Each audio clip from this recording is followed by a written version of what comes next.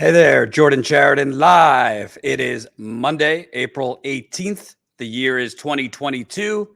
I am joined by the great Tina Desiree Berg in the flesh, well lit, and hopefully no problems today. How you doing, Tina? No, I think the internet is back and working, and I got a new computer that has a better processor, so life is good. Well, speaking of processors, before we get to this lovely, lovely clip of Shontel Brown melting down, I'm not processing well today, so you might have to carry me. Tina, do you know where I was last night? I don't. I know, I'm telling you for the first time. I was at a sleep lab with 500 wires attached to my head, my stomach, my leg, and other parts of me to get a sleep test. They put goo in my hair that took a while to get out. And I think I slept 2 hours because I don't know about you. I need a leg pillow for my legs, to put in between my legs. And every time I was tossed and turned, the wires, I was like in a cobweb and then coming out. And then I got to pee because, I'm 90 years old twice. So I barely slept. I was okay till about 2, and then it started going downhill here on the East Coast. So viewers, stick with me. I think I could function, but we'll find out. Smash that like button, thumbs up button right under the live stream. The more people that press like, the more people that share. And the more people that share, the more people that will see this. I'll also say thanks to Breaking Points. Crystal and Sagar had me on this morning to discuss the latest with Amazon's union movement and the upcoming election. So I very much appreciate them having me on. Again, Status Coup was out there for the last year. We weren't these Johnny-come-lately media types. Tina was actually out there too, outside Jeff Bezos' mansion in Beverly Hills. So we were covering it for a year when who the hell knew they were going to win, when it didn't look so great. So thanks for your support. Now, Tina, there's a lot to cover. We're going to get into a 35-year-old Trump-appointed judge knocking down the CDC transit mask mandate, which is not just planes. That includes trains, buses. We're going to get into Governor Ron DeSantis's apparent war on meth. So Republicans have, they say there's a war on Christmas. And apparently now they have a war on mathematics. We also have the other important story of the Elizabeth Warren shockingly called out Nancy Pelosi. I'm not an Elizabeth Warren fan, but I was interested by this, so we'll talk about that. But we have to start. I know in some quarters of the left, I put left in air quotes, it's in vogue to just like, Nina Turner, who cares? Or like, Nina Turner, she didn't call to burn down the house loud enough, so she's canceled. I'm not even going to get into those people, but Nina Turner's election is now in 2 weeks, basically. Yep. At this moment, we have the Progressive Caucus, if you want to call it progressive, that endorsed Shontel Brown, her corporatist opponent, that thanks to the PAC for Israel during the special election that we covered on the ground there. That's why she got elected. Super PACs flooded her campaign. Yeah, Turner made a couple mistakes, but dead of summer election, first week of August, there was a flood of money that came in the last minute against Turner. There were billboards all around Cleveland with Nina Turner's bowl of shit comment and ads all over Cleveland with the same thing. But there was an interview that Shontel Brown and Nina Turner did with the Cleveland Plain Dealer, which is Cleveland's biggest newspaper, and just audio. I don't think there was video. And I listened to most of it, which, it was standard. It was two candidates to giving their answers, to help inform the newspaper on who to endorse. The Cleveland Plain Dealer endorsed Nina Turner last time, and they just yesterday endorsed her again over the now Congresswoman Shontel Brown. So the Cleveland Plain Dealer, unlike the fake progressive committee, the Progressive Caucus, yes, they endorsed the challenger, not the phony progressive Shontel Brown. But these interviews, which I don't know if you've heard yet, are pretty striking because Shontel Brown, I don't think it's dramatic to say, had a meltdown. And it was wonderful to hear. There's two clips. Let's start with the first one. Again, this is Nina Turner, Shontel Brown in the Cleveland Plain Dealer endorsement interview. It's an appearance of impropriety. The seat, I believe that my competitor should have resigned from that position right away, period. There's lit piece out now, and she's at the top of that piece as the Cuyahoga County chairwoman, but she's also the current person that's holding the office for the 11th Congressional District. It really makes no sense. It is unfair. And I would say that whether I was in this race or not, I felt that way when there were 13 candidates in the race. It's called integrity. So she should have stepped down from that position. It is an unfair advantage, period. And even beyond that, the service to the people who are running right now, the people who are on the ballot right now are not getting the services that they deserve other than this little piece that just came out. So what is happening? We have a statewide election right now. And in order for Democrats to have even a chance of winning any of those races, we know that we need Cuyahoga County to overperform. That does not even look like it's going to happen right now. Cuyahoga County is not going to overperform in this race, putting in peril the ability of Democrats to be able to win statewide offices. So it is called integrity. She should relinquish the seat. She should have done it a long time ago. She especially should do it right now so that other people can concentrate their efforts on getting other Democrats elected. You know, this is the same lack of integrity that causes my opponent to say that she brought in $7 million worth of projects when we know that it wasn't her Brown, it was Senator Sherrod Brown, and that was highlighted by this very newspaper. It is the same lack of integrity that has my opponent under ethics investigation right now, and I think that let's keep it. I'm not going to allow is lie. Excuse me, I didn't jump in on you.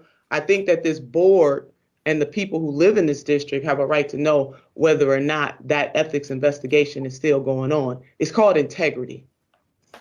May I? Yes, it was never an ethics investigation. That was an outright lie. I walk around freely and proudly because that was a desperate attempt to smear my good reputation, one that I am very well known for having integrity. There was no conflict, so there was no need for me to step down. And let's be clear, the Cuyahoga County Democratic Party under my leadership has outperformed every county in this state.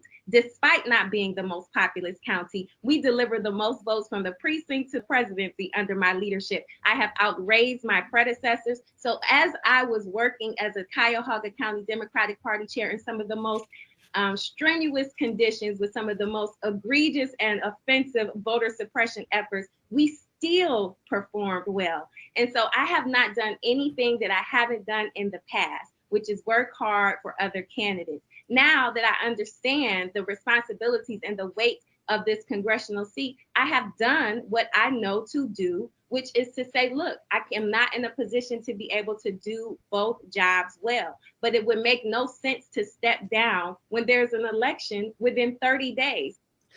So Tina and the audience, and by the way, smash that like button. We got almost 300 people watching. I need every one of you to press the like button.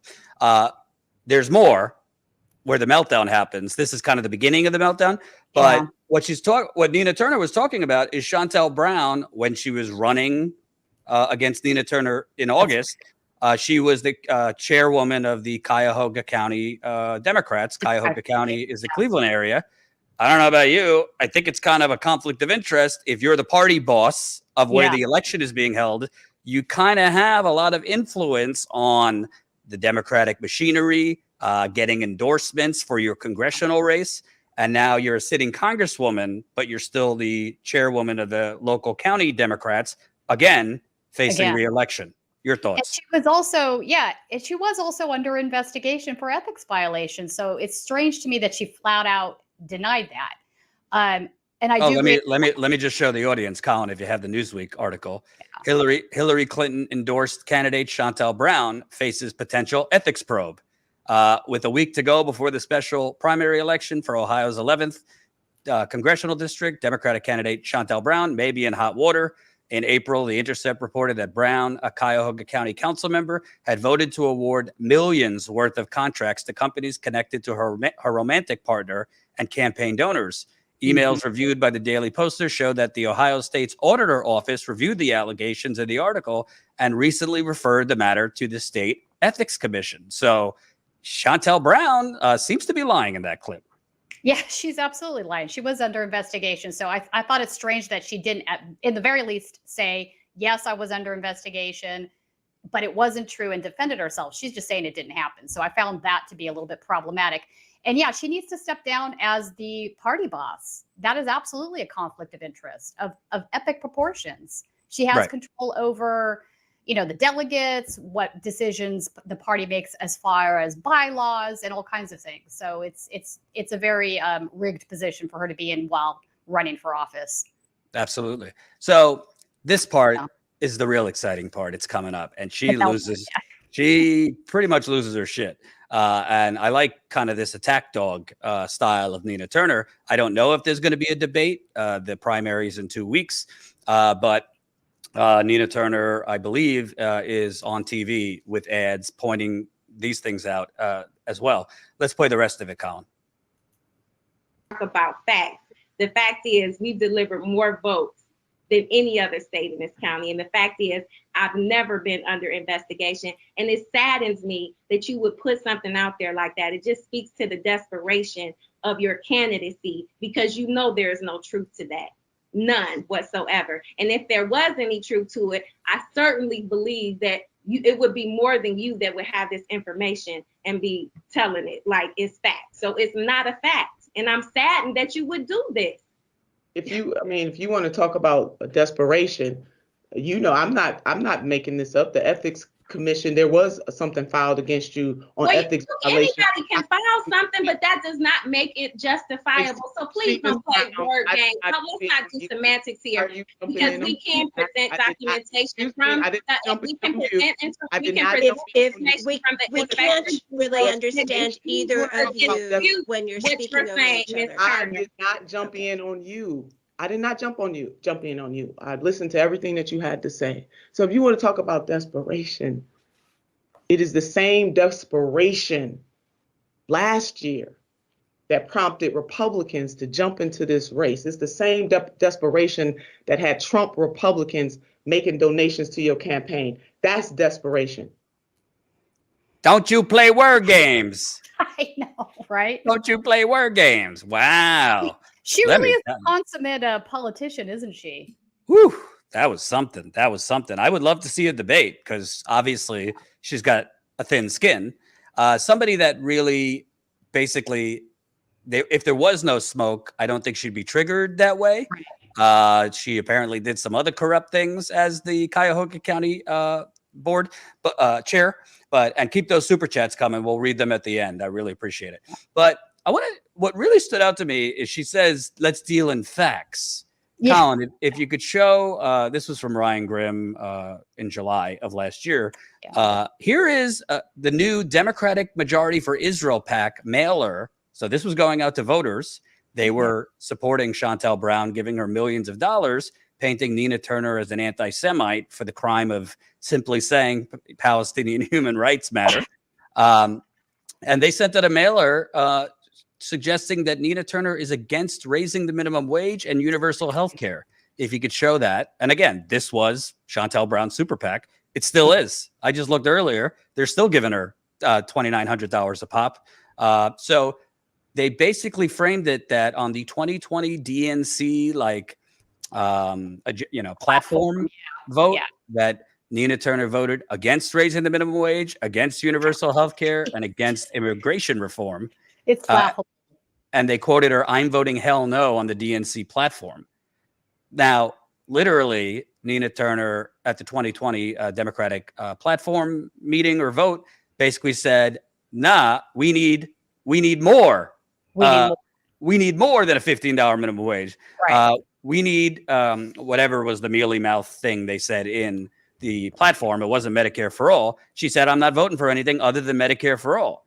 And unfortunately, most of the media, the media was covering it because it was August. There were no other elections, and they certainly didn't want Nina Turner in Congress. They didn't call her out. It was mostly independent media calling it out. And in the beginning of August, the dead of summer, nonstop super PAC ads against Nina Turner. Not that her campaign did everything right; they did not, but pretty influential because most people don't have a photographic memory of all of the candidates' positions. So this woman is so full of shit. She's full of shit. And you want to deal in facts when you're sending out this junk. But what are your thoughts on that? Her saying she deals in facts when clearly facts. I mean, that's just a straight up lie. I mean, this isn't even, I can't even make the case that it's being disingenuous. It's straight up a lie. I mean, everybody knows that Nina Turner supports raising the minimum wage, supports Medicare for all. So, you know, and I think, what was it, like over $2 million that they dumped into this campaign at the last minute? Right. I'm trying to look it up now, but I think it was 2 million. But point being is they don't, you're right. They don't want any Democrats in office that have give any credence to Palestinian rights whatsoever. And it's really problematic. Right. And by the way, for people that don't know, like the intricacies of what the results were, Nina Turner won the city of Cleveland. She won 5 out of 9 of the majority black wards. Cleveland's districts are wards. So she won 5 out of 9. I believe 2 or 3 that she lost by less than 2 points. So she won the city of Cleveland. She won black voters. She got crushed in the white suburbs that have a lot of Jewish people in Cleveland. I'm a Jew, love my Jewish brethren, but these are wealthy folk who are very pro-Israel, and they were getting bombarded with ads and billboards, basically painting Nina Turner as anti-Semitic. It's and so screwed up. This is also what they've done to Ilhan Omar and others. So, I don't know. I mean, I'm not predicting it. Status Coup will be there in Cleveland. We'll be on the ground because we cover these races.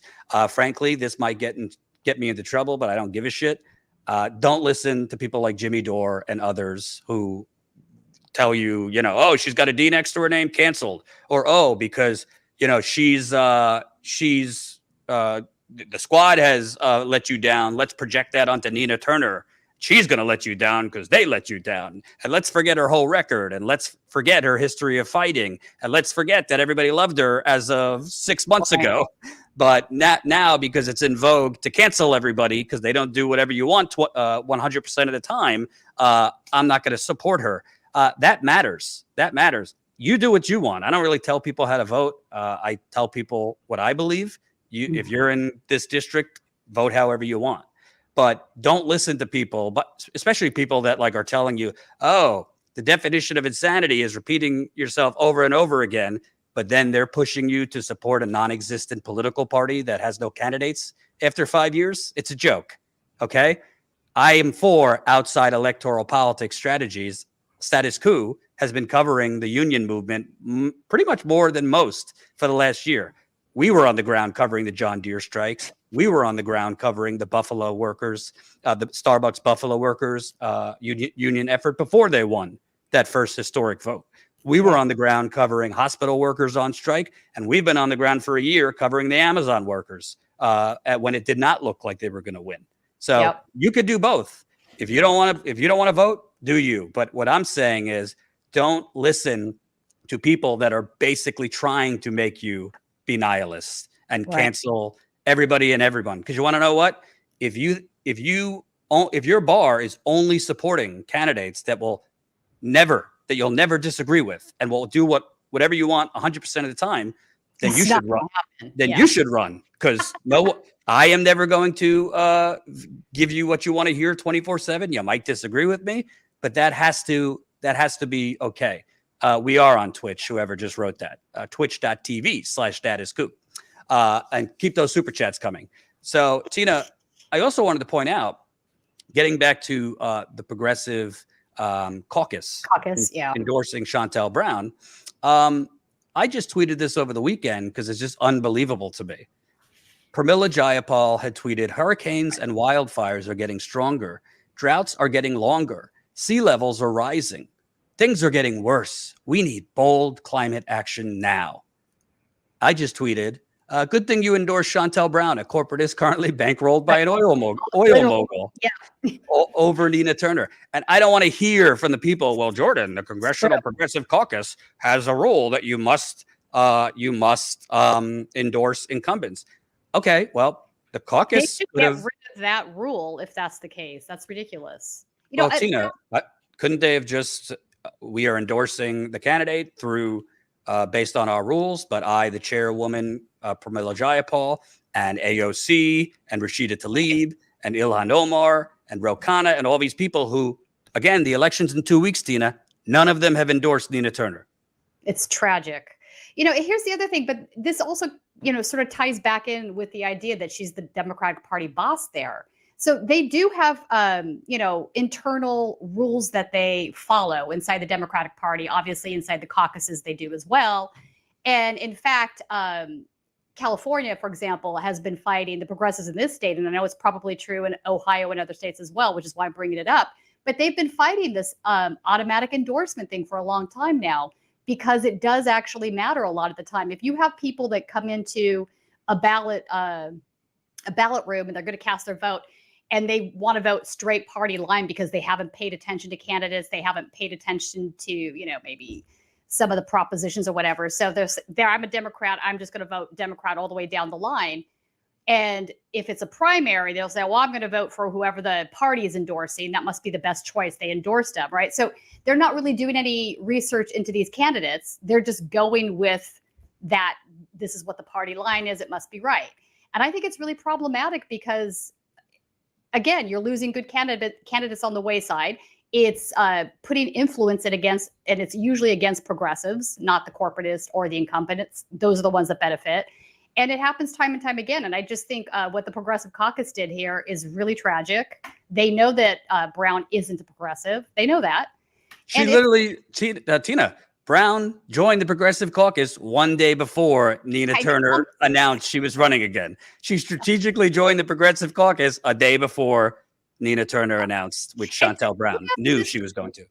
Don't you sort of find that to be, maybe I'm just cynical, but don't you find that to be a little fishy? Like, in my mind, there could have been some backroom conversations in which it was told to her, listen, we have to endorse, because of our party rules, we have to endorse whoever the sitting incumbent is, so that's you. So you should join the caucus and then you'll get our endorsement. Oh, like it wouldn't shock me if that happened. Yeah, it's beyond a little fishy. It's a fire alarm. And by the way, I put it out on Twitter earlier. Mondaire Jones, who says he's progressive, I don't know.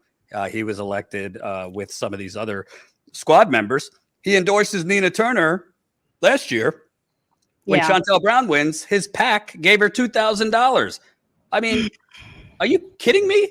What has Shontel Brown done? She's literally getting a massive money right now from real estate, mortgage lenders, payday loans, and a massive oil heiress. A massive oil heiress. So to me, the choice is clear. And crypto, yes. If you want to talk a little bit about that. Well, Ryan Grimm had a story that just came out, and he was looking into the crypto PAC because now there's a PAC for these guys, right? And so they sent her a bunch of money. So it's, I don't know if Colin has a copy of the article. I tweeted it out if anybody wants to read it, but a super PAC bankrolled by crypto billionaire Sam Bankman-Fried, Protect Our Future, has already spent more than $1 million backing Brown. Right. It's just unreal. And by the way, I just want to read this comment because it's a fair comment, but I have an answer. Gemma said, the corporate wing of the Democratic Party have a stranglehold on the party. They will never let Nina win. She should have run as an independent. Okay. So Gemma, I love you, but let me tell you why I disagree. Now, first of all, Nina Turner only lost by 4,000 votes in the dead of August. August 3rd is not when you want to have any type of election, particularly a special election, because I've covered campaigns. Most voters don't even know when the normal primary is, like in spring, let alone that there's a special election, and the media certainly doesn't inform them. So that's number one. Cori Bush in 2018 lost by nearly 30,000 votes, her first race in St. Louis, 2 years later, she turned it around and won by, I think, 3,000 to 4,000 votes. So she lost by 30,000 votes, Cori Bush. Nina Turner only lost by 4,000 votes. So, and by the way, in August, I mean, that was the only election. So the Democratic Party, all the super PERCs only had that election to put their money into. Yeah. Now they have to spread it around because there's a lot of primaries coming up. So we could have a debate, and I think it's fair. All right, if she gets elected, what's really going to change? You know, we knocked on doors for AOC, Rashida Tlaib, all these people, and what are they doing? They're doing Vanity Fair covers, and they're tweeting, and this and that. That's fair, and I'm about to criticize them. Yeah. But I just think you get into dangerous territory when you don't focus on the individuals running, and you just basically cancel them because other politicians have disappointed you. That's basically, to me, Tina, the oligarchy would love that. The oligarchy would love as many people as possible to just disengage, say, it's all rigged, it's all too corrupt. It doesn't matter what somebody like Nina Turner says. She's just going to be another corrupt politician. All we could do, and I'm not against third parties. I just interviewed a Green Party candidate. I'm going to interview more Green Party candidates. Sorry, I don't have anyone to interview for Movement for a People's Party because they have no candidates. But, but to me, when you say she better off run as an independent, again, don't listen to people like Jimmy Dore who have never, ever even gone to this district and spoken with the people. Number one, Nina Turner could not run Green Party or MPP. They're not on the ballot in Cleveland. So the choice is either run in the Democratic primary, which if you win the Democratic primary, you basically win the election. The Democrat beats the Republican in the general election every time. Or skip the primary and run in the general election as an independent, and you could lose by 30 to 40 points.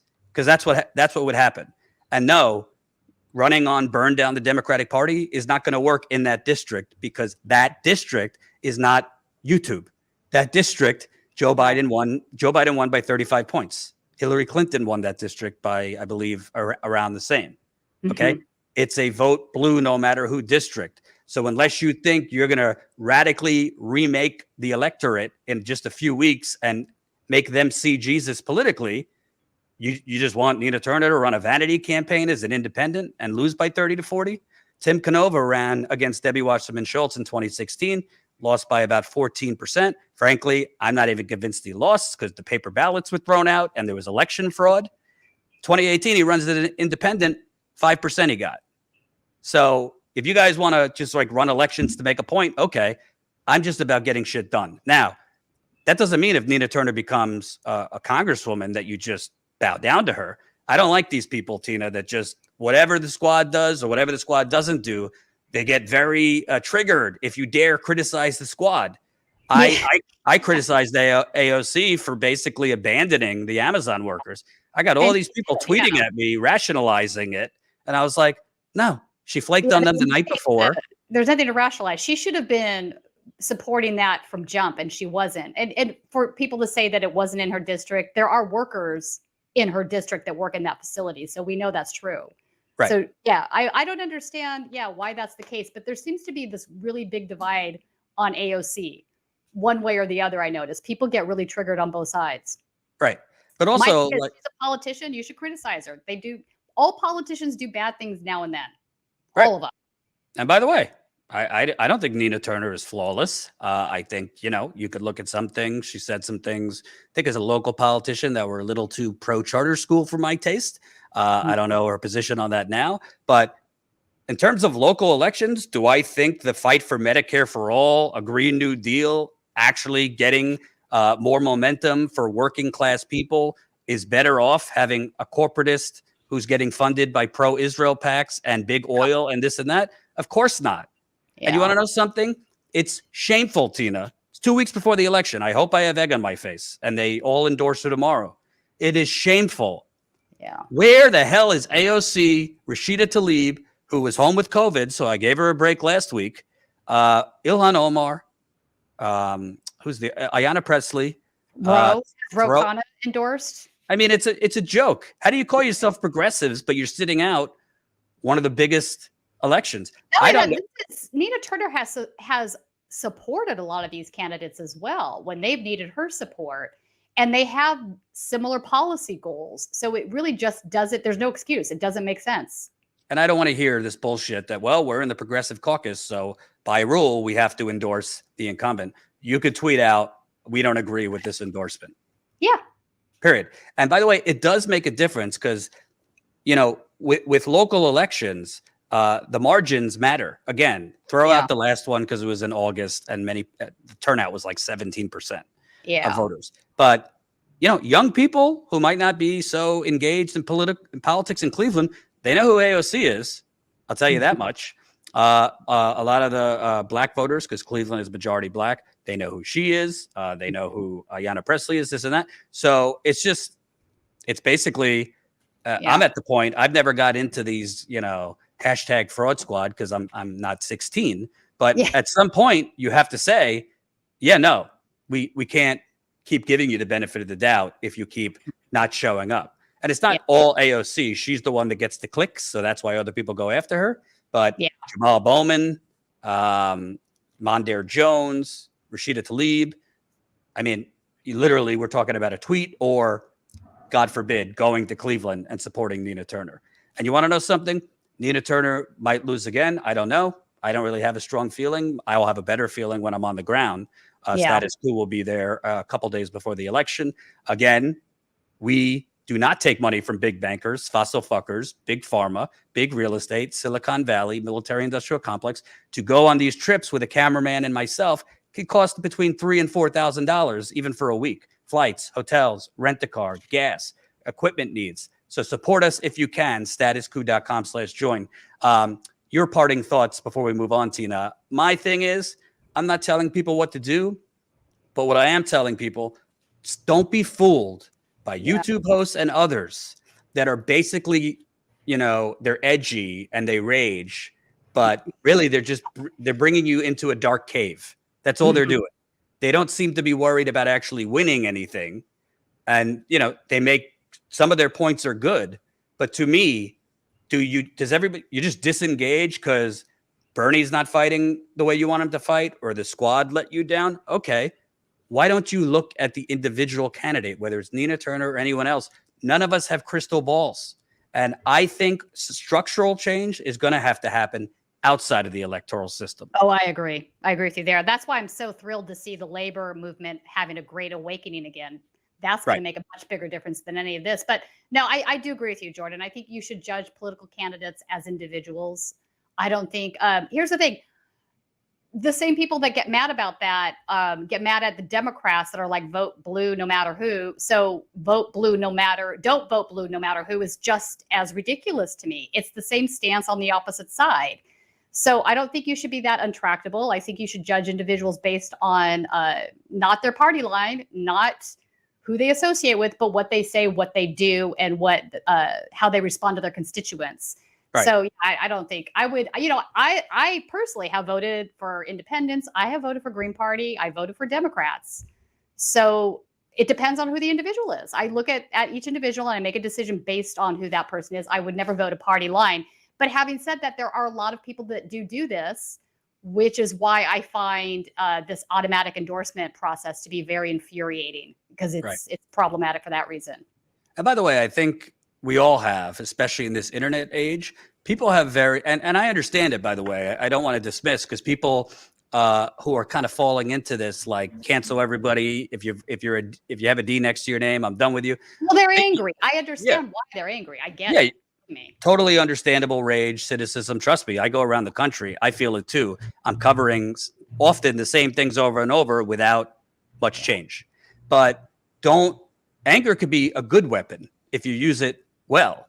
But if you just use it to basically just shut down and not do anything, look, the channel's telling you to do that under the guise of fancy hashtags attacking everybody else. How many videos are they doing on the Amazon union campaign? When it counts. Close to none. How many videos are they doing on strikes all over the country when it counts? How many interviews are they doing with workers? Not many. So, Jordan, I would say this. I have a strong feeling that a lot of these folks are just at this point anti-establishment for the sake of being anti-establishment. And I don't think being anti-establishment is a political philosophy, right? It's just anger that's not moored to any principle. So I understand why people are angry. They have a right to be. Yes, the Democratic Party has done so many horrible things repeatedly. They are corrupt. That's not up for debate. But that doesn't mean that every individual that chooses to run inside that party is like that. And we need to get more people inside that party if we're actually going to change the party. We're not there yet. And I would also say that we've made a lot of strides, I think, since 2016. I don't think people have really kind of thought through where we were like in 2014, 2015, and where we are now in 2022. And progressives have actually had some wins. Maybe we didn't get Bernie Sanders into office. Maybe, you can go down the list of things that we wanted to do. We don't have Medicare for all, for example, but we have made at least that a topic of debate. In 2014, anybody that said we should have universal health care was never taken seriously and laughed out of town and said, yeah, you want to be, a socialist, go move to Russia. That's how ridiculous the rhetoric was at that time. So the fact that we now have even conservatives discussing the idea of single payer healthcare, that's remarkable. Right. That's a win. And by the way, not just in politics, in life, I believe actions speak louder than words. So look at people's actions, whether it's Nina Turner or anybody else. Okay, people canceled her because she didn't go to the Medicare for All rally. Okay, we don't need to relitigate that. But no. This is a woman who basically for 5 years went around the country trying to elect Bernie Sanders. In 2020 specifically, she basically moved to South Carolina and lived there to try and help him do better in South Carolina. Obviously, it didn't work out. This is a woman in 2016 basically committed at the time like political suicide. She unendorsed Hillary Clinton to endorse Bernie Sanders when Bernie's campaign had no momentum, just out of principle. And by the way, do you know in politics what spurning the Clintons does to you? Yeah. Go ask a lot of the living victims. Okay. When you cross the Clintons, you're on a list. You are definitely on a list for the rest of your days. So people have short-term memories. So you do what you want. If you live in this district in Cleveland, vote whoever you want, or and don't vote. Didn't Third Way give Shontel Brown some backing as well? Oh yeah. Third Way, for folks that don't know, Third Way is Clinton's. It's a corporate think tank, but Third Way was sort of his baby. Right. How he ran back when he first ran for office, Bill had this idea there's a third way, but what it was is just neoliberal privatization, all of those things that have kept wages suppressed, that have allowed, it's this idea that the free market is a moral arbiter of something, right? So he's a big believer in that sort of thing. So the fact that Third Way would endorse Shontel Brown should light every progressive caucus member's hair on fire. Well, also, it's not just, here's my two things. Actions speak louder than words and follow the money. Do you think all these fossil fuckers, all these like the super PACs are flooding money into this race because they think Nina Turner is going to get elected and just write letters to President Biden and basically go silently into the night? Do you think they're giving all their money for no reason and just expect Nina Turner to be another, fly on the wall? No, they see her as a threat. Fire. Yeah, they see her as a very big threat. Absolutely. Which is so telling about this entire flyer that went out last July, that she was against raising the minimum wage. That is also a point that even though it's the PAC for the right wing, it's a Democratic Party PAC, but it's very right wing. Let's be clear. That's very threatening, right? Oh my God, she's against raising the wage. You don't want her. I mean, that is just superficially ridiculous. Right. And I also think, and we'll just read this one before we move on. Jaybird says, poor Jordan and Tina, not wise. All this effort so that we can get people into Congress who will be, by degrees, incorporated into the Bourge.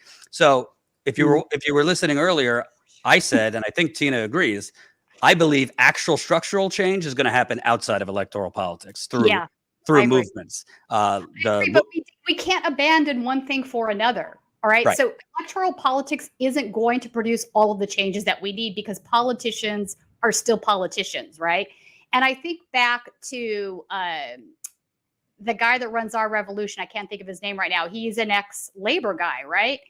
And he told, I saw him in an interview once, and he told the story about how they got Obama elected, and labor was like really excited about that, and they expected to see some real change, but nothing moved. There was no movement. And, in fact, Biden as vice president was going in the opposite direction. But what he says is like, what we finally realized is we assumed that things would just change because he was in office, and that was never going to be the case. So we had to fight and push even more. Right.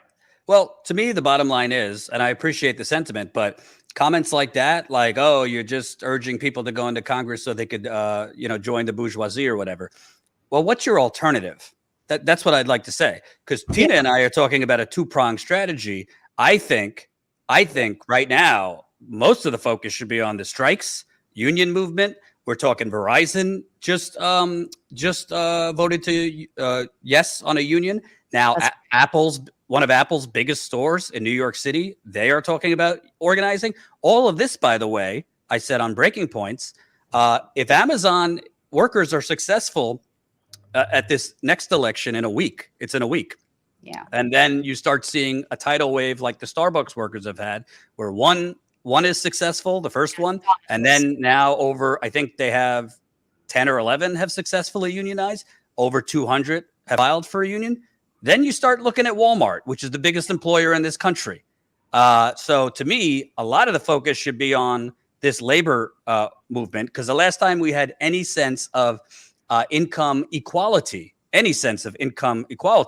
was in the 1940s, 50s, and some of the 60s, when we had actual labor unions. With that said, to me, the important thing to focus on isn't whether they're a Democrat or third party, because by the way, there are people in the Green Party who have sold out. There are human beings sell out, whether they have a D, a G, or something else next to them. Whatever, yeah. The important thing isn't whether they're a Democrat per se. And again, I'm not, depending on the race, I have voted third party. So I'm not telling you like vote blue no matter who. We're not trying to sheepdog you into the Democratic Party. No. What I'm saying is, what is missing right now is actual progressive people in office that are activating the grassroots. Yeah. When AOC was actually effective was as soon as she got in, she was with Sunrise Foundation, the Sunrise Movement protesters outside Pelosi's office. That's when she was actually getting media attention, when she was agitating, when she was being aggressive. There have been few things since then from her or anybody else. They have been in fidelity and loyalty to President Biden. Why, I don't understand. They've been hoodwinked. I don't either. Yeah. And they've basically been on the losing end of pretty much everything. He abandoned $15 minimum wage preemptively. You don't even hear a public option anymore. Now he's talking, we'll expand drilling on public lands. His campaign promise was to end drilling on public lands. We could go down the list of things he's moonwalked on. So to me, do we believe, and nobody has 100% answer, but do we believe that an individual that we're supporting, whether it's Nina Turner or anyone else, forget what party they're running on, do we believe based on their record, based on their history, that they are going to get in there, and instead of trying to sit there and always, we wrote a letter to President Biden, that they're going to get out there and activate the grassroots, that they're going to protest? I can't assure you of that. I can't assure you, but what I can say, she's got a long history of doing it, and she's also 54. A lot of these squad members are a lot younger and, to me, politically naive. So you do what you want. But I think at the end of the day, follow the money. There's a reason all of these PACs are flooding money in to defeat Nina Turner for a second time. And, I think a lot of people would regret. Some of these PACs, Jordan, also, let's be clear, they also support Republican candidates. So some of these PACs aren't strictly giving money to Democratic Party folks. They're spreading the wealth. Oh, Republican donors were giving Shontel Brown money the last go around, and they still are. So, hey, all I'm saying, whether you live in Cleveland or not, don't put yourself in a situation where Nina Turner ends up losing by like 500 votes. And part of that is because the progressive movement didn't do enough.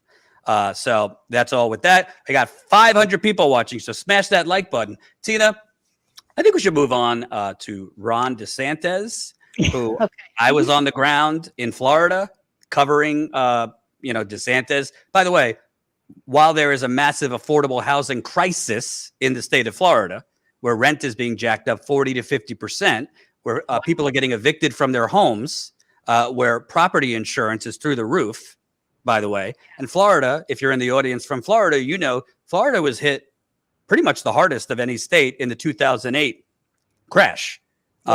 Foreclosure city in Florida.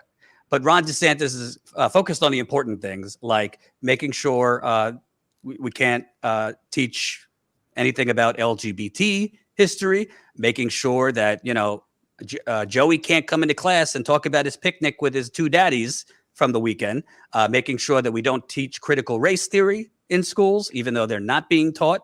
And now, if you didn't think it could get worse, he is now banning, or the Florida Department of Education is banning, which is just working for him. They're now banning like 40% of the proposed math textbooks, citing that they have critical race theory in them. Florida rejects 54 math books claiming critical race theory appeared in some. The Florida Education Department has rejected 54 mathematics textbooks for its K through 12 curriculum, citing reasons spanning the inclusion of critical race theory to common core learning concepts. The rejected books make up a record 41% of the 132 books submitted for review, the Department of Education said. Of them, 28 were rejected because, quote, they incorporate prohibited topics or unsolicited strategies, including critical race theory. I don't even know how. It's so ridiculous, Jordan. Critical race theory, just for starters, is like grad level college theory. You don't even learn it in high school in this country. So the idea that they're approaching anything that has to do with critical race theory is absurd. It's absurd. It's like they should be teaching it in high school. That's my opinion. But Tina, what I don't understand, because I failed math twice, I don't understand like where the critical race theory comes into play. Like, are we doing long division and like the I don't know, this symbol stands for Black Lives Matter? I don't fucking understand what the hell this lunatic is talking about. Obviously, it's intentional to rev up his base in 2024. I think there's some word problem or some statistics problem, but not obviously in kindergarten. I mean, come on, give me a break. But I'm guessing that there's some word problems that have to do with race. I'd love to see it because he's been asked for examples and he hasn't given any. Well, I doubt, because what he thinks is CRT and what actually is CRT are two different things. I mean, It's ridiculous, but it's wild that this even became such a big discussion in the country in the last 2 years. It was the next thing that the Republicans had to glam onto to have as like the big bad boogeyman to beat up, right? Right. It's it's a response to, because of Black Lives Matter. So now it's like you've got the White Lives Matter movement, which is increasing. It's a knee-jerk, racist, reactionary response to, God forbid, people in this country having some equality. Speaking of that, Tina, real quick, because you're a Nazi hunter, what were you doing this weekend in LA? So the White Lives Matter movement, the neo-Nazis were planning another banner drop. They've been doing this up and down the coast. Also in Ohio, of all places, they had a movement that had a little small rally there in one of the towns in Ohio. But I wanted to, go and, get some footage of these guys doing what they were doing. And I was going to, question them. I really wanted to be able to walk up to them and ask why they're doing what they're doing, get some information. But the community in Ventura, God bless them, actually decided to co-opt their space. So they showed up at, I don't know, like 7:30, 8 o'clock in the morning with their own banners, and they dropped them over the freeway. So one banner said "One Love." Another banner had a giant heart on it. They had another banner that had a big red X out sign on a swastika. And so they were up there with a bullhorn and holding signs, honk if you're against racism, whatever. So it kind of scared the neo-Nazis off, I guess, because they didn't end up doing their banner drop. Right. And by the way, for them, I was driving all the way over. And by the way, if you're new to this channel, Tina was also outside Disney's studio, was it last week or so in Burbank, because boy, were those MAGA people really, really pissed off at Mickey and Minnie Mouse. Apparently, Mickey and Minnie are now teaching gay, preaching for gay noirs in schools and gay porno or something. So the Republicans were out there. These kids are, the kids are being sexualized, and that all of the Disney executives are pedophiles. When the reality is, is Roy Disney's kid is trans, so he's come out and supporting his kid through his, with what he's going on through his trans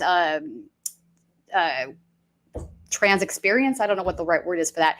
So he was been very supportive of that, and other people that work at Disney have also been very supportive of that.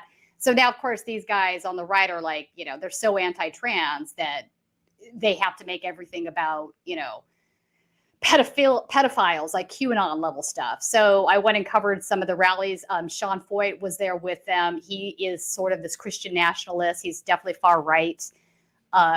He's got a band, and he does these various protests and rallies, but he's really hyper focused on Disney right now as well, because they're all anti-gay, all of them.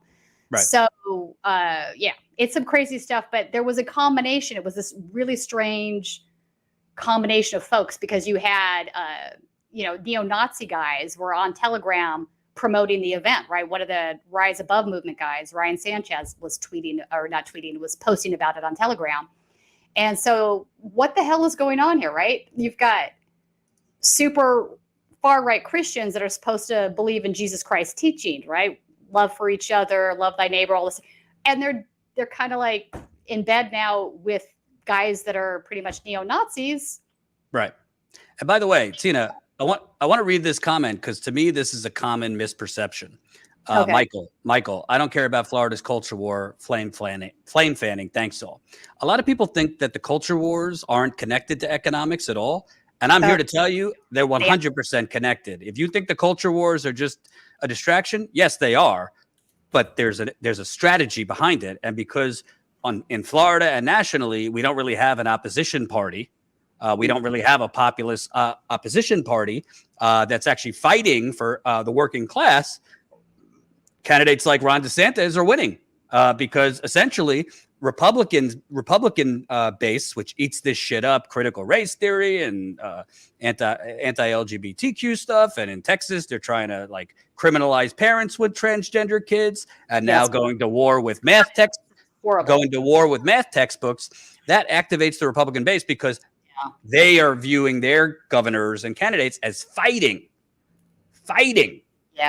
for the causes they care about, even though they're stupid and terrible causes. Moral, right? This is their idea of what moral is, and it's not moral at all. Right. In my opinion, it's hateful. But fascism always rises during periods of income inequality. So we have a history of that, right? We can go back through time and see where that's the case. So the fact that income inequality is so severe in this country right now is absolutely a contributing factor to what we're seeing. Right, but also becoming more radicalized, whatever terminology you want to use, but it's definitely connected. But it's not rocket science, Tina, because what Ron DeSantis is doing, if you live in Florida, let me know in the super chat.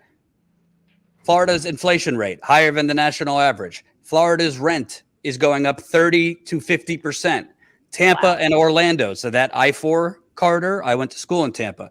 Tampa and Orlando and Miami are the fastest increasing rents in America. Property insurance is through the fucking roof in Florida.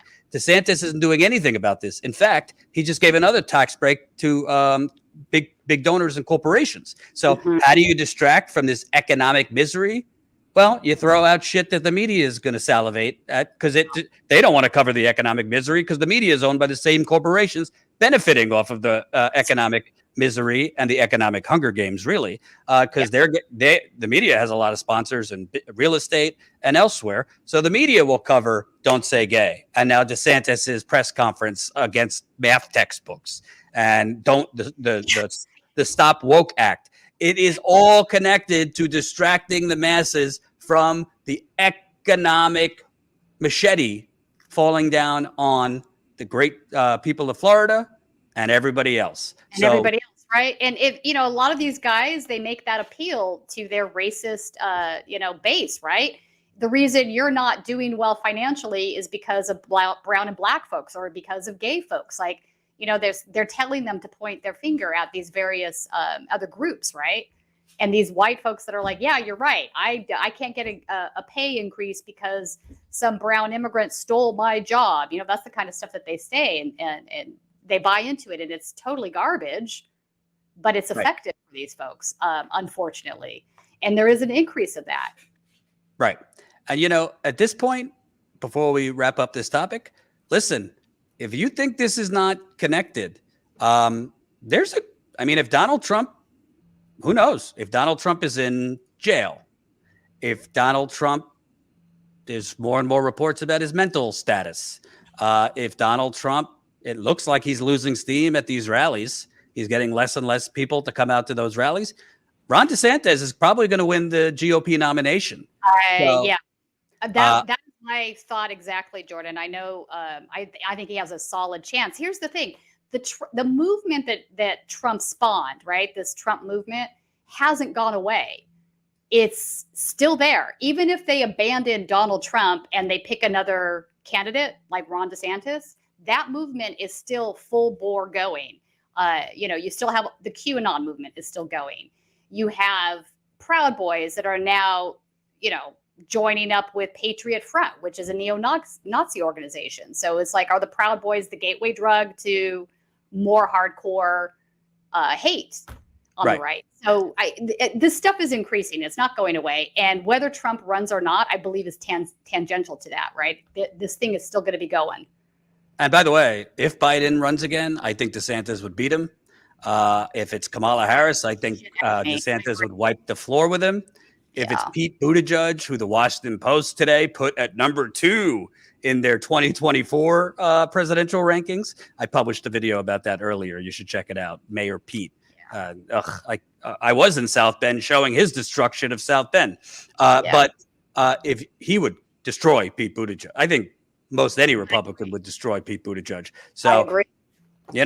We'll see what happens, but the Democratic Party can do at this point, in my opinion, is not provide a left exit to the economic pain that people are experiencing.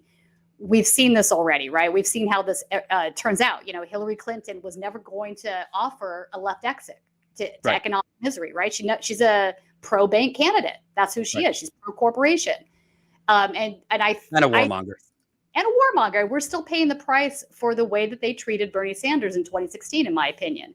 The Democratic Party lost voters that they still have done nothing to earn back, right? And so if they choose to go down that route again, it will be a disaster. I think a big piece of why Biden was able to win against Trump was COVID. I think the way that Trump handled COVID was very bad. I'm not saying Biden's done a better job because he hasn't. I think they've both done crappy jobs of this, but I do think it was a contributing factor as to why Biden was able to win that election, because neither one of these candidates were particularly popular with their base. Right. And, to end this, Tina, I don't think, if he were president, or before, there's still time for him as governor to say to parents, hey, you have to submit which books you want to read to your children before bed. I'm not making this shit up. It's getting more, just when you think like it's the lunacy has hit rock bottom, he could do whatever he wants, because essentially this is a guy that's supposed to be like pro free speech. Right. Because really all this is censorship, censoring that, even though LGBTQ stuff isn't really being taught in schools, censoring that, censoring education about our actual history in America, which is of racism, genocide, kidnapping, not just Black people, Indigenous people, as woke. The list goes on. Tina, moving on. And by the way, for the people watching, whoever's new here, don't rely on YouTube to notify you when we're live or even when we post videos. Join our text list, statuscoup.com/text. It's free. All you got to do, type it in, statuscoup.com/text. You'll get a text when we're live. We will not bother you all day. We usually send out one text a day, but it really makes a difference because YouTube has not been so kind to this channel. And I would say, if we're lucky, 30 to 40% of our subscribers, which subscribe to this channel if you haven't, get notifications when we're live. You can't really grow if people don't know you're live or post the video. So sign up for our text list. It's free. I want to move on to Elizabeth Warren, who I'm no fan of, Tina, but all of a sudden, when it really doesn't count, she's going in on Nancy Pelosi. Where was this when she ran for president? I was really surprised by that. Yeah. Yeah. This is from Mediaite. I'll read it here.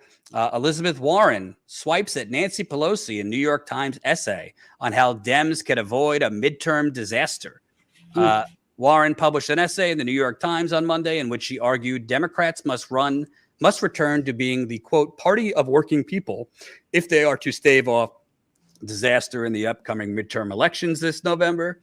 Quote, to put it bluntly, if we fail to use the months remaining before the elections to deliver on more of our agenda, Democrats are headed towards big losses in the midterms, she wrote, noting that Democrats do best when they, quote, show we understand the painful economic realities facing American families. The Massachusetts senator and 2020 candidate went on to explain that polls note that the voting public has, quote, identified corrupt government officials as a top concern. Quote, they're right. To tackle the urgent challenges we face, climate change, income inequality, systemic injustice, we must root out corruption. Then she moves on. She went on to call out one of the leaders of her party as being part of the problem. Quote, whether you're a Republican senator or the Democratic Speaker of the House, it is obvious to the American people that they should not be allowed to trade individual stocks and then vote on laws that affect those companies. Quote, I have the strongest plan and the only bipartisan bill in the Senate to get it done. Oh, here we go with I have a plan. House Speaker Pelosi, who is also one of the wealthiest members of Congress, flip-flopped on banning members of Congress from trading stocks in January after receiving criticism for opposing the policy. Warren equating Pelosi with a Republican senator, presumably referring to former Senator David Perdue, who was accused of trading on insider information, is a notable jab between leading Democrats. So we could psychoanalyze Warren and why she's doing this, but she's also a hypocrite. She ran her campaign, no super PACs, no this, no that. Then at the last minute, when she should have dropped out and endorsed Bernie, she got a flood of money, and she had a super PAC that she did not denounce. So it's not the same thing as trading stocks, but she's flexible on her corruption standards. But I think it's a good thing. I mean, credit where it's due that she's calling out Pelosi now, because most people in the Democratic Party, the normie establishment Democrats, which I think Elizabeth Warren is an establishment Democrat at this point, they never call out Pelosi for the same reason that you don't turn on the Clintons, retribution. She's powerful. Yeah. What are your thoughts on Warren calling out Pelosi on this? I agree with you. I have not been a fan of Warren in the past. I do think that she has done some good things, but there's a lot of hypocrisy there with her. I think Nancy Pelosi needs to be called out a lot more than she already is. She comes from a district so people understand some of the mechanics surrounding this. Nancy Pelosi comes from a district that's very wealthy. So she does represent a majority of the constituency in her district. I think the average salary in her district is like $150K a year, just to give you an idea. So it's a tough nut to crack. But I think it matters because she's also de facto, party boss, right? People look to Nancy for what she says and does because she has so much power inside the party. And part of that power does go back to her ability to fundraise for the party, not just for herself when she's running for office, but also for the party. But she has definitely been pro-billionaire for most of her career, whether it has to do with, insider trading of stocks or, just protecting corporations, fighting against, we had a bill in the state that was heavily spent money from the pharmaceutical industry about lowering drug prices. Bernie Sanders came out and was campaigning for this to try to get it done. And it was a really important bill. Of course, Nancy was against it. So she's always been on that pro-corporate side. So there needs to be more calling out of Nancy Pelosi across the board, and people need to be not afraid of it, because we're going to see another primary challenge to her again and again, where it's going to be much more difficult for the primary challenger to win, right? And we need to get her out of that seat if she's going to get out of the power position that she's in. And it's just a tough nut to crack because the district is so wealthy. And also, I mean, I'm not from San Francisco, but the media never covers, whether it's Shahid Buttar or Right. other challengers. They just cover Nancy Pelosi like she's a queen. That's right. And so if higher profile national, whether it's Democrats, I don't care who it is, start going after her, then the media in San Francisco has to cover it. You can't really ignore it if it's national politicians basically pointing out her corruption. By the way, as recently as Amazon winning the union election, the workers who just won that historic victory, Pelosi was crickets. As I pointed out, I wonder if it's the millions of dollars she has invested in Amazon. Gee, not to mention her husband is benefiting off of the inside information she has in his real estate dealings. So I think it's a good thing. Warren, to me, I'll never forgive Warren. I think, snake emojis or not, she had the opportunity. She should have dropped out. She should have dropped out after New Hampshire. Yeah, that would have juiced up Bernie Sanders' already landslide victory in Nevada.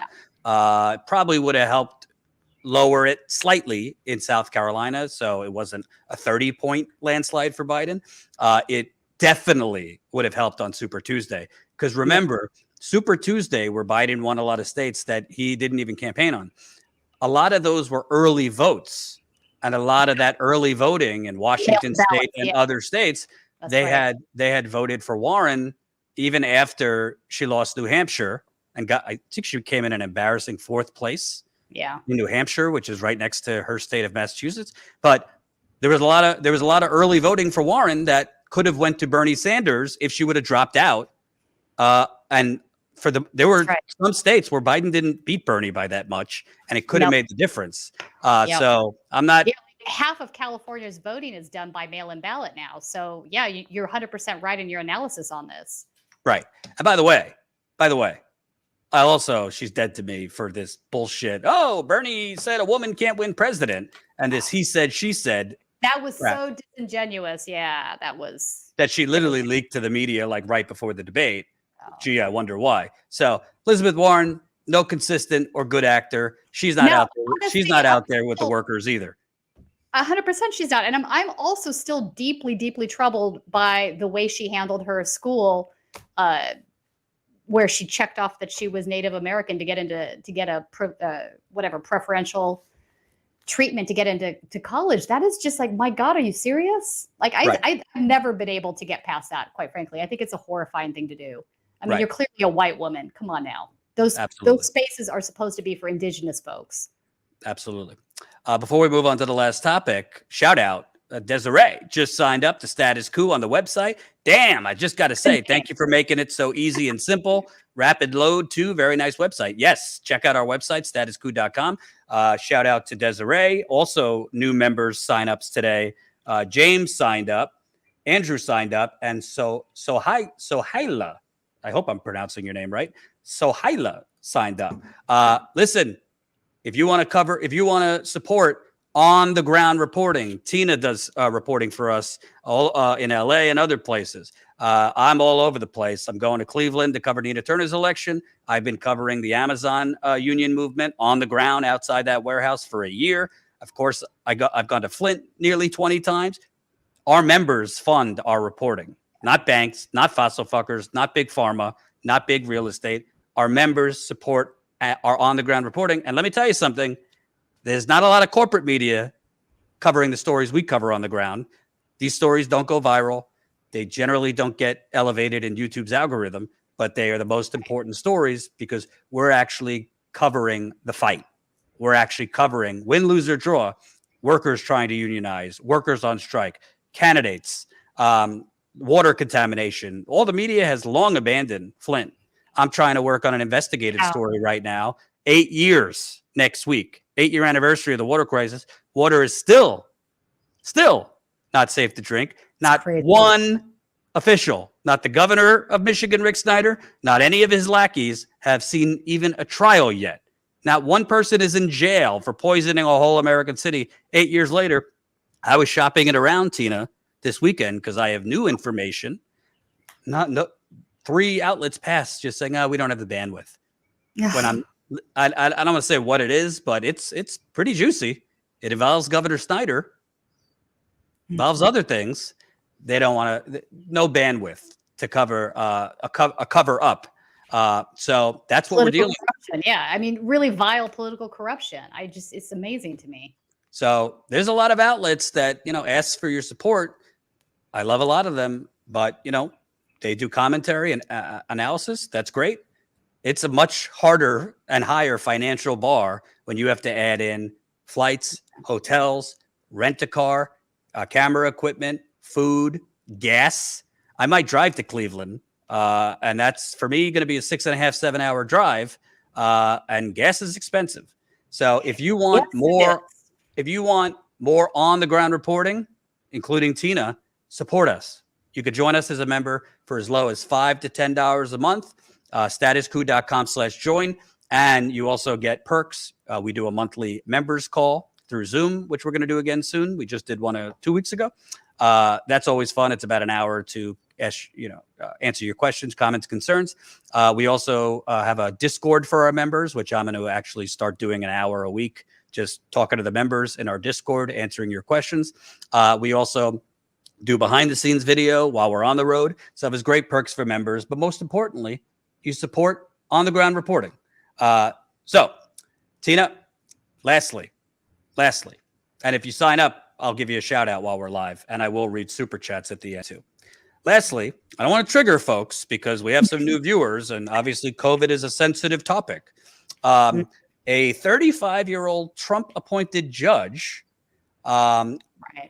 overruled the CDC's mask mandate for travelers that was struck down by a 35-year-old Republican judge appointed by Trump that legal groups basically said was unqualified to be appointed by a judge.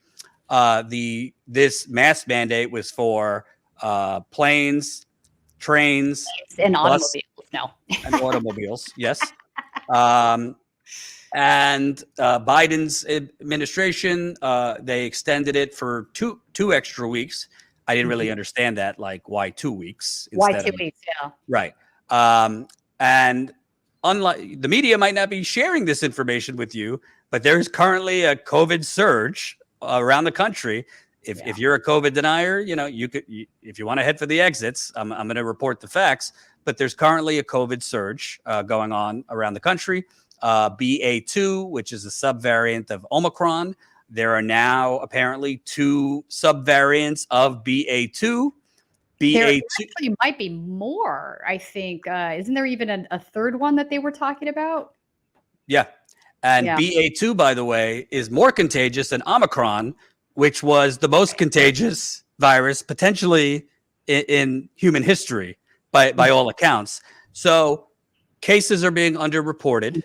Hospitals, at the urging of the Biden administration, are now changing the definition of what a COVID patient is, which is meaning we're getting less actual data on the actual number of people hospitalized with COVID. Accordingly, we're getting less data on the amount of people that went into the hospital for a different reason but got COVID while they were there.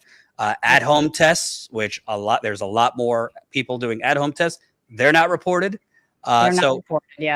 Basically now, COVID is obviously, you don't see it, but at least we had somewhat reasonable data. Now we also basically have a shadow pandemic where you don't even know how bad our cases. Literally, the CDC's map of community spread is all green, low spread. But then, like the People's CDC, which is a group of, I think, 100 doctors and experts, their map, and Walgreens, by the way, has a better map than the CDC. Their map, specifically in the Northeast, is beet red. So it's just amazing to me. Whatever you think, if you are part of the COVID is over crowd and think we should have no masks anywhere, I respect your view. I don't agree. If you're just an anti-vaxxer, I mean, Tina and I are pro-vaccine. So if you're triggered by that, go away. To me, Tina, there's 2 problems. The fact that we have judges in Florida, 35 years old, judge, no qualifications, making decisions for people's health. The fact that, by the way, yes, planes are definitely a concern. The Northeast has some of the most dense transit in the world. Yeah. Subways, buses, trains. Yeah, definitely a problem. They are packed. Same thing in DC, Philly, Boston, you name it. And now, as cases are skyrocketing, you don't have to wear a mask on any of these things. It's basically a recipe for disaster. Yeah. A disaster that I don't think the media is going to report. No. Because it seemed like there was a couple weeks ago some conference call, figuratively, I'm making it up, where they all just had the same line, which is learn to live with it. I agree, learn to live with it. I'm not calling for a lockdown or shutting things down, but there's a difference between learning to live with it and just it's safe. Yeah, and just like, hey, let it rip. And we're also, Tina, now another thing there's not much media coverage on.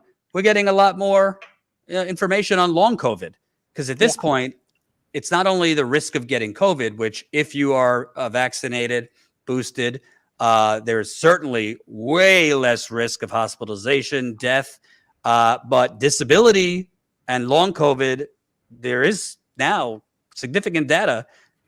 Young people, anybody, even healthy people are getting long COVID. I want to read this tweet because I think it sums it up. This is from Dr. Lucky Tran. Yeah. She tweeted, in the U.S., we do everything we can to legalize mass infection, mass disability, and mass death in response to this mandate being removed. This is from CNN. A rise in at-home testing means we could be undercounting COVID-19 cases even more than before.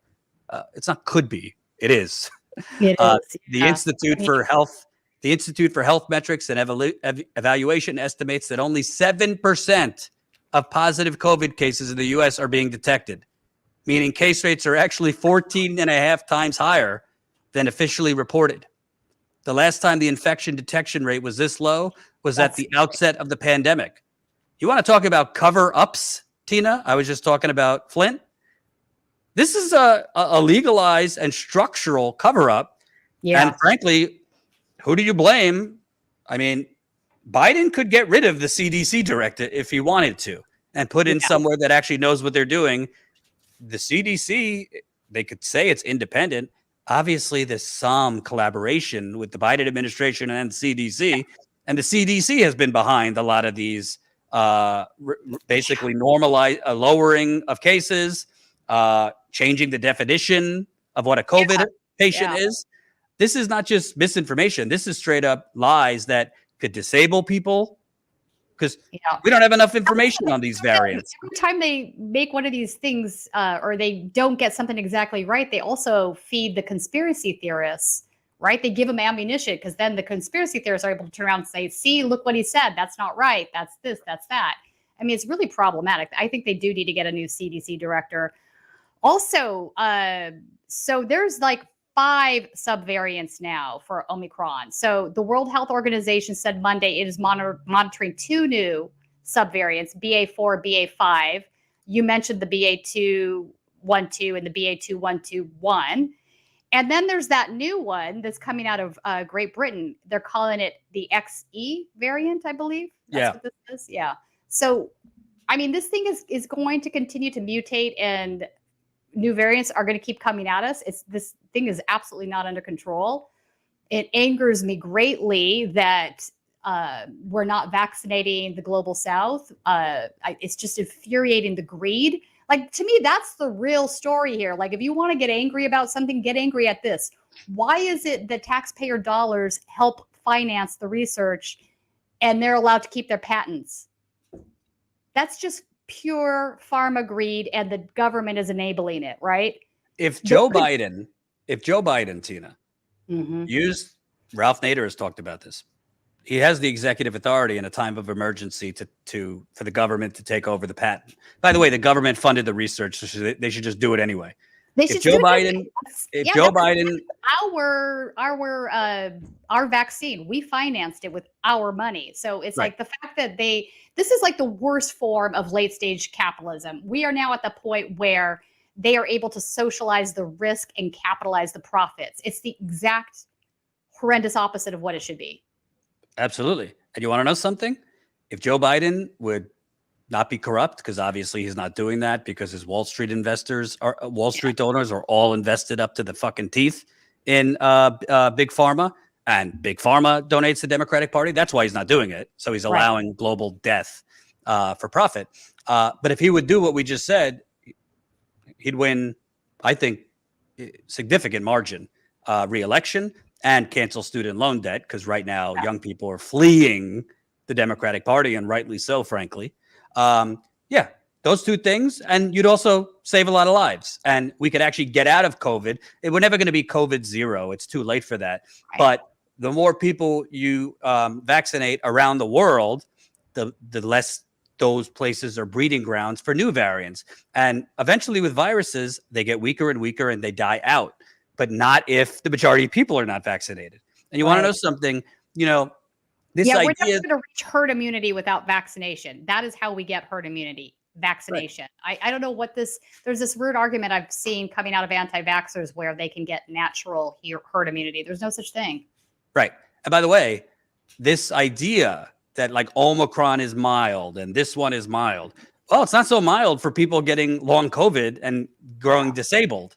So if you're a progressive person and you believe in the collective, we, right? I think there's worse things in life than to wear a mask while there's all these variants on a plane. If you don't on a plane, on a bus, on a subway, on a train, it's really a lot worse in life because the data is the data. And for people that want to argue they don't work, I can't entertain people that don't want to focus on data. Of course they work. Yeah. Most of those masks will protect you, and they will protect those around you. And they're not that uncomfortable. It's worth it, I think. And by the way, it's a form of eugenics, really, if you're saying that it's okay if the immunocompromised or elderly people get sick and die. Well, that's just the way it is. That's kind of this really self-absorbed, grotesque form of eugenics, in my opinion. I agree. Hold on. So the last thing I'll say on this, to me,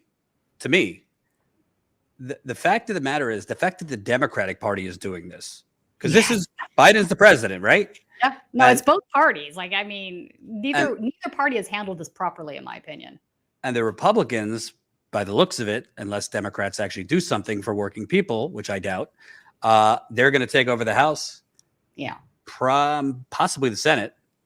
It's going to get a lot worse, folks. Yeah. Because, I mean, I don't really know, by the way, what these rallies to defeat the mandates are, because I don't know what mandates are left. Maybe they were talking. Yeah, we had one in LA 2 weeks ago, and I refused to cover it for this reason. I'm like, I'm not going to cover some rally about mandates that don't exist. This is just absolutely insane. Because I got news for you, Tina, and I'm not trying to sound the alarm. We're seeing what DeSantis is doing. Yeah. I sent you a picture of it, Tina. I was just outside. I was with my wife over the weekend, and we passed the bar. And the bar said rules. No mask. Do you really think that Republicans, just through their crazy culture war, might actually say you cannot enter certain place or fight for that you will not be allowed on transport with a mask if you want to wear a mask, or that's crazy. Malls or sporting events or whatever? No big government unless we want to push culture wars that could kill you. Mm-hmm. So I would not put anything past the Republicans, but the Democrats in doing this are basically normalizing that COVID is over thing when it's not over. I'd love it to be over. For example, my wife is immunocompromised. I'm not getting on a plane right now if nobody's wearing masks in the airport, on the plane. I could wear a mask, but that doesn't mean, I wore a mask at the beginning of COVID. I still got it. Because it's not 100% foolproof.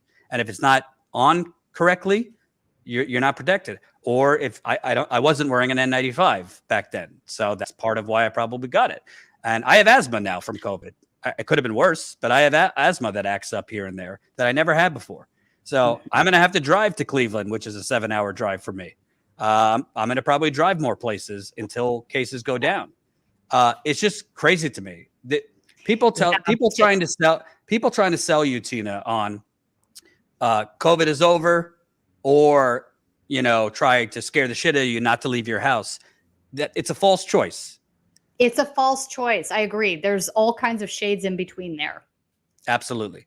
And the last thing I'll say, bottom line, to me, this doesn't really make Biden that much different than George W. Bush. Yeah. I'm not minimizing the 4,000 people that have died, nearly 4,000 U.S. soldiers that died in Iraq. Of course, the Afghanistan soldiers the U.S. soldiers who died in Afghanistan under false pretenses for a war that should have never been fought. And if there was a sane justice system, or Obama had balls, George Bush, Dick Cheney would be rotting in jail. But yes. But what's the difference if Biden and his CDC are making decisions under fake data and falsifying data? Put the blanket over the data that are going to kill people. That is basically the same thing. And for economic benefit, right? This is entirely for economic benefit for the plutonomy, in my opinion. They don't want to pay for unemployment insurance anymore. They don't want to pay for extensions. Safety pay, and none of it. It's all gone by the wayside. And so it's obvious to me this is motivated by economics, and it's kind of gross.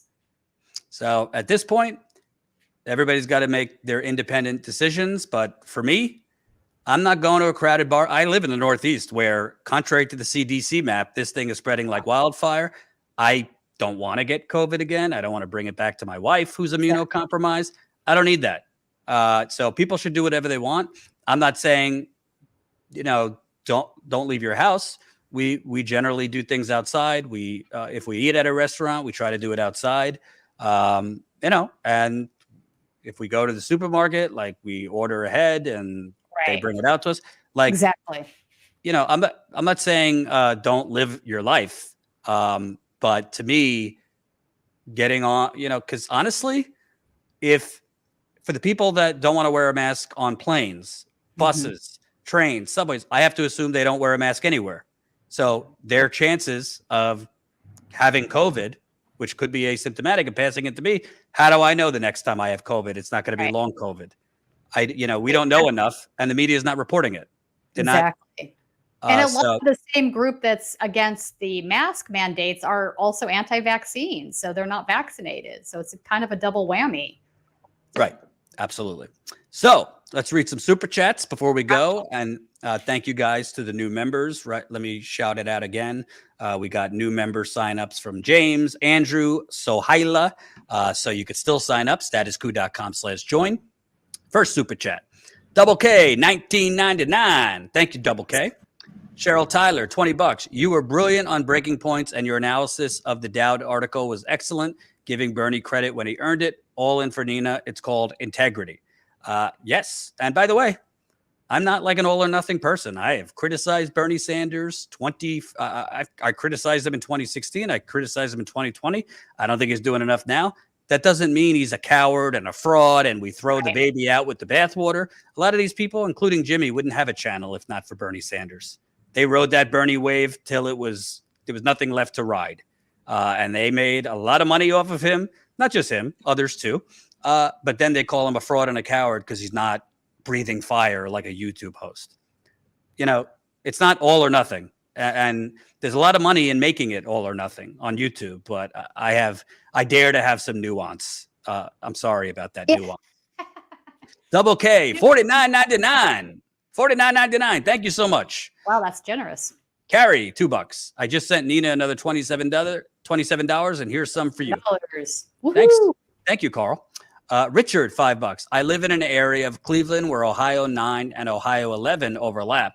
So I technically live in Ohio 9, but I get Nina's mailers. Not sure if that will affect turnout.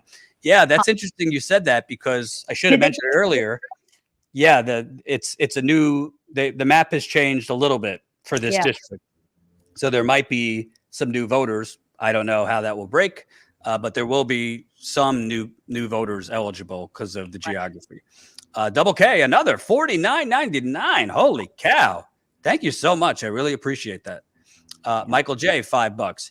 You just spent money on Google. Support Nina if you can. Here's part of a gallon of gas, Jordan. Great work.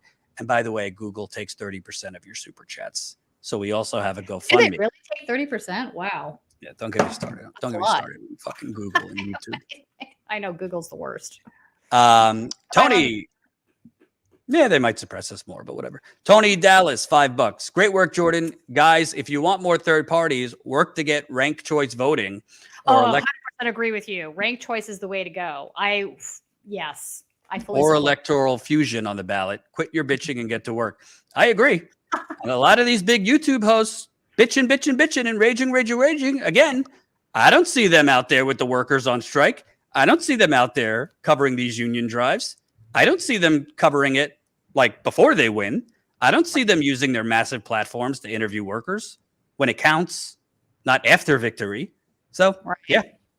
In fact, the city of San Francisco actually does have ranked choice voting, not in the state of California, just the city of San Francisco. And I could say without equivocation that Chesa Boudin would have never won his race if it hadn't been for that. That's how he was able to tie that race up, because, it came, was it the third round, I believe, that I can't remember now, but it was definitely because they had ranked choice. And he's the district attorney in San Francisco? Yeah, Chesa Boudin is a progressive district attorney. He's all about criminal reform. He's doing some good stuff up there. So, yeah. Great. Let me go more. Das Bo's Fleiss, €4.99. Goo no matter who. Getting goo in your hair doesn't prevent you from doing a great live stream. Talking about my sleep test last night. Thank you. I appreciate it. Observer, $5. GOP has been promoting bonkers political hacks to the federal bench. Clear back to Reagan. Yes, True indeed. True that. And, that was one of Trump's legacy from that. No, I was going to say the legacy from the lower court appointments is unbelievable. You're not wrong on this. And as they work their way up, right, they have more and more say and influence. But yeah, they're really affecting our judicial system in a bad way. Absolutely. Thanks for the super chat. Mick Greenwood, new YouTube member. Thank you, Mick. You can join on YouTube as well. Our preferences through our website, statuscoup.com/join, but whatever floats your boats. We love our YouTube members too. Kirk, $4.99. I know you work hard, but please don't take sleep for granted. Happy you went in for a PSG. Hope you find out what's going on and get more rest soon. Jesus, man. Tina, when I tell you there were like, no joke, probably 30 wires all over my body. That's wild, yeah. Oh, I still got goo. I got to shower out. Thank you, Kirk. Double K, another $19.99. Holy cow. Wow. Thank you so much for all your super chats. Very generous. And as a reminder to the folks here, hey, if you're new to Status Coup, consider signing up as a member. That's how we fund this thing. We want to continue covering things on the ground, doing investigative reporting, but it takes a village. I know a lot of you don't even have another $5 to spare in your budget. For those that don't have financial means, that's okay. You could just watch, click the bell after you subscribe for all notifications. So you subscribe to the channel, and then there's a little bell. Click all notifications. If you already clicked all notifications once upon a time, go and check if it's still clicked, because YouTube has this funny habit of unclicking the bell for you and unsubscribing. So make sure you're still a subscriber if you subscribed. But also, if you can't join as a member, you can join our text list. We want to grow that text list, which, by the way, costs us more money. The more we grow this text list, the more they charge us for text. But we need a way to make sure people know when we're live. So please, statuscoup.com/text. Tina, where can the masses find your work? Because you do very important work and are doing mind-numbing work, because I could not follow the white supremacist movement as much as you do. And we talked about chasing down the Democratic Party's money in Hollywood more too. No, every cycle we see people come to California for fundraisers because there's money here, right? So out-of-state fundraisers. So various senators, various folks running for Congress do come to California, do fundraisers here. So we're going to start tracking some of that. I think it's really important to do. So my Twitter is the best place. Tina Desiree Berg is my handle, it's my name.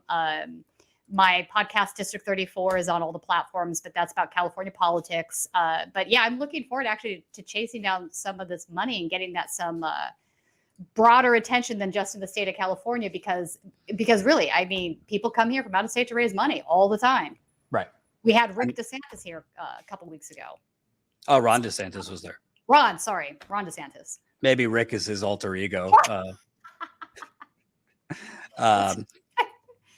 But yeah, no, we're going to start chasing down that money so you know which 2024 contenders are doing silent little wine cave fundraisers and who's funding them. Same thing. We'll get the Republicans too. So definitely looking forward to that. I mean, it's both parties. Absolutely. It's both parties that are doing this. And we'll put Tina's Twitter in the description so you can follow her there too. Tina's on with us on Mondays, and we feature her reporting when she gets good stuff out there.